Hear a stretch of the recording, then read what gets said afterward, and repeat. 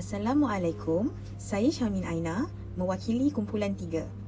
Saya akan membentangkan tugasan yang diberi kepada kami yang bertajuk Kemudahan Kita Semula di Malaysia. Sebelum saya mulakan pembentangan, saya ingin perkenalkan nama ahli kumpulan saya. Kumpulan 3 diketuai oleh Aida Afifah binti Uthman, Puvan Eswari Jaya Rahman, Sio Zilsin, Surya Hanim binti Saharudin dan saya, Syahmin Aina binti Razid. Mengapa pentingnya kita semula? Ini kerana kerajaan telah menyediakan pelbagai kemudahan kita semula untuk memupuk sifat mengamalkan kita semula dalam diri rakyat Malaysia seperti program 3R yang diperkenalkan pada tahun 2011. Kesannya adalah ia dapat menurunkan kadar aktiviti pelupusan sisa pepejal di tapak pelupusan sampah. Selain itu, kawasan persekitaran menjadi lebih bersih tanpa sebarang kekotoran, sekaligus dapat menjaga nama baik negara kerana Malaysia merupakan salah satu negara yang sering dikunjungi oleh pelancong. Kita semula melibatkan pemulihan dan penggunaan semula bahan-bahan selain mengubah bahan-bahan menjadi sumber yang bernilai. Kemudahan kita semula pula bermaksud kemudahan yang dapat mengurangkan pencemaran dan selamatkan sumber alam, seperti menyediakan tong sampah kita semula. Kepentingan kita semula bermaksud untuk persekitaran yang lebih sihat dan lebih bersih. Selain itu, ia juga bermaksud dapat mengurangkan pencemaran udara, pencemaran air dan dapat menjimatkan kos. Antara masalah yang didapati di Malaysia adalah aktiviti kita semula didapati bukanlah suatu tabiat yang sering diamalkan oleh warga Malaysia dalam menguruskan sampah sarap harian. Antara amalan kita semula yang masih tidak diamalkan adalah memproses lebihan makanan untuk dijadikan sebagai baja untuk tanaman, mengelak mengambil beg plastik sewaktu membeli belah dan mengurangkan penggunaan air. Orang awam juga kurang didedahkan tentang amalan hidup secara mesra alam selain kekangan masa yang menjadi penghalang untuk mereka mengamalkan kita semula. Di Malaysia, terdapat kempen kebangsaan kita semula yang dianjurkan untuk menggalakkan penggunaan semula, pengurangan dan pengitaran semula atau lebih dikenali sebagai 3R. Di tapak binaan pula, kaedah 7R iaitu Regulation, Reducing, Reusing, Recycle, Recovery, Rethinking and Renovation telah diadakan untuk mengurangkan kos dan menjimatkan sumber alam semua jadi. Selain itu, premis kita semula juga telah diwujudkan untuk mengurangkan sisa buangan sebagai sokongan kepada aktiviti perkilangan kita semula. Antara jenis kemudahan kita semula yang ada di Malaysia adalah setiap rumah disediakan 2 tong sampah, di mana 1 tong sampah untuk sisa bukan organik dan 1 lagi untuk sisa organik yang boleh dikita semula. 22 pusat kita semula dan kabin kita juga telah diwujudkan. Malah, drop-off center juga telah ditempatkan di beberapa lokasi awam. Tempat kita semula sisa elektronik atau lebih dikenali sebagai e-waste juga telah diwujudkan. Seterusnya adalah hierarki pengurangan sampah dengan inisiatif 3R iaitu mengurangkan, menggunakan semula dan mengitar semula.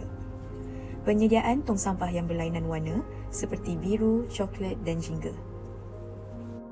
Pusat kita semula Zuci juga telah dilantik untuk mengitar semula botol-botol terpakai. Selain itu, lori kutipan sampah juga disediakan 2 kali seminggu. Terdapat pelbagai kemudahan kita semula di luar negara yang patut dicontohi. Contohnya, di Jerman, pengenalan tong sampah dengan warna hijau, kuning, biru, coklat dan hitam telah dilakukan. Begitu juga dengan insentif pemulangan botol untuk dikita semula.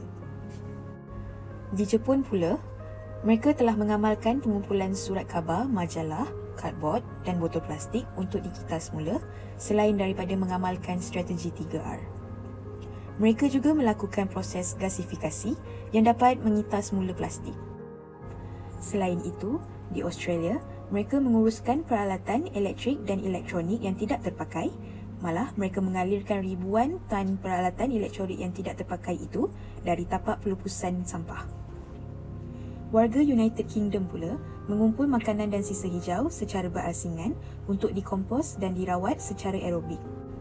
Penghuni rumah di negara itu juga memisahkan bahan buangan makanan dan hijau dan bahan tidak boleh dikita semula dari plastik, kertas, kaca dan logam.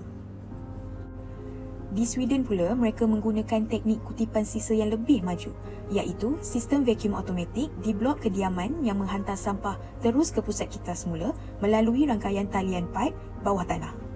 Mereka juga mengimport sampah dari negara lain untuk memastikan sistem kitas semula mereka tetap beroperasi. Di Malaysia, kita menggunakan mesin pengasingan sisa pepejal untuk mengasingkan sisa pepejal seperti botol, kaca dan plastik untuk ditukarkan kepada bahan bakar alternatif.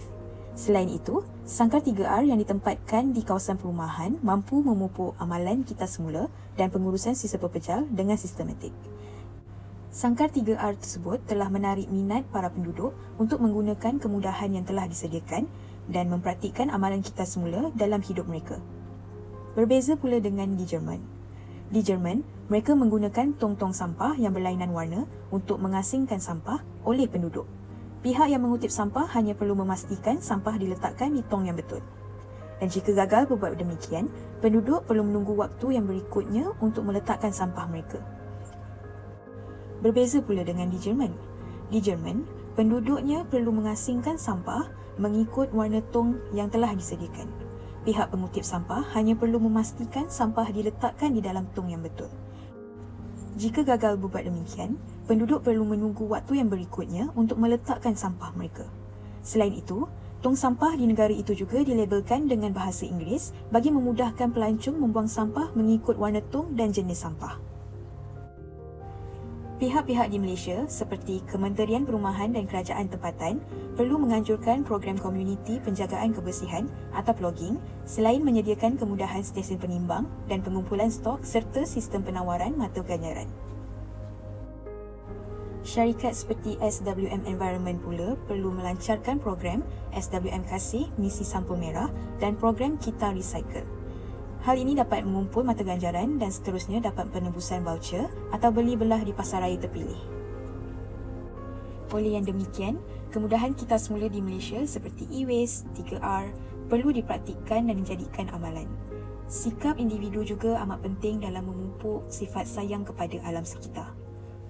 Kemudahan kitas semula di luar negara perlu dicontohi oleh warga Malaysia kerana ia dapat mengurangkan pencemaran sekaligus melindungi bumi. Kesimpulannya, terdapat beberapa kemudahan di luar negara yang patut dipertimbangkan oleh Malaysia. Hal ini kerana teknologi canggih dan mesra alam mampu meningkatkan kadar kitas semula di negara kita. Sebelum saya akhiri video ini, saya ingin mengucapkan ribuan terima kasih kepada Puan Fazilah atas tunjuk ajar yang diberi sepanjang sen ini. Dari Kedah ke Pekansari, beli suasa di kota tinggi. Selesai sudah tugas diberi, di lain masa bersua lagi.